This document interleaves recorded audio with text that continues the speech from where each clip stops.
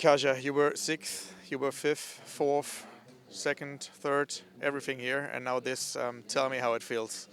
It feels freaking awesome, to be honest. It's so cool to feel all the emotions that are just buzzing inside me, but also it's really nice to see even you guys being happy for me. So it's like I feel that not only my family and friends, but a lot of spectators and people who follow cycling are truly happy for me, and that makes me feel very special because I feel like it's all about exchanging certain emotions and feelings with people. So, yeah, I think that it's been a long way, and I'm happy that finally it finished. I even saw some riders standing at the finish line looking at the screen and said, did Kasia win? Oh, yeah. What does that give to you?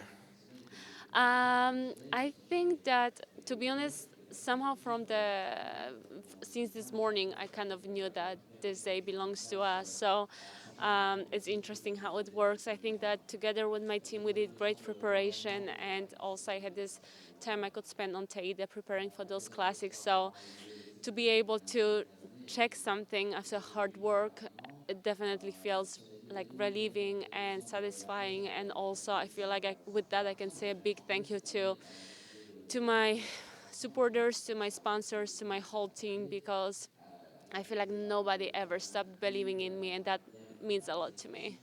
Let's dive into the race. It was cold, it was wet. Tell me about it. Yeah, it was really brutal. I was just like thinking, okay, don't think how cold you are, because the moment you start thinking, you're just done. So, yeah, it was about surviving, to be honest. And my ladies were helping me getting changed and like swapping different clothes so I could kind of stay warm or at least dry-ish. So, yeah, it was challenging also with fueling and like the simple things that you normally don't pay attention to when the conditions are dry. But yeah, it's part of racing. I think we're expecting the same on Sunday, so at least we know what to wear now. Before we talk about Liège, let's talk about the Mur. Demi went everything from the front, and then you attacked, and it was a hard attack to get away. How did you do that, and did you know exactly where you want to go?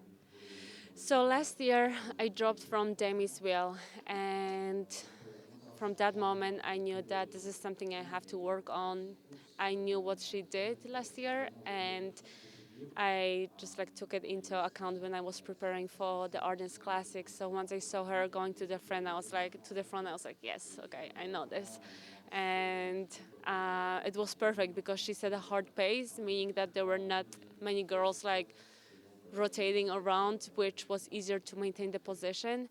And yeah, once I saw 200 meters to go, I was like, okay, just wait, and then go. And I think that after all my, the first time I did Fleche, it was in 2014. So I had a lot of team meetings where they were like, you have to be patient, wait for this. So I kind of knew that it's all about the last 150 meters. And of course, also watching Anna van der Breggen's winning it 7 times. She would always do the same move. So I was like, okay, let's try it. And then finally, what do you take from here now and from the last weeks for Liège, for the weekend? You raced less. Is that also a key? Um, to be honest, women's cycling is developing so fast, and racing is no longer easy, or you don't really train with racing. If you come to a race not prepared, you just like drop or you have a really hard time. So I definitely realized this year that prioritizing important races is more beneficial, and like spending a lot of time preparing for certain goals and making sure that you don't lose training days by traveling or by being sick or just like having to rest because you race every weekend. So it's actually interesting because I wasn't 100% sure about racing less, but so far I see that it's working well for me. Then good luck on Sunday. Thank you very much. Thank you very much.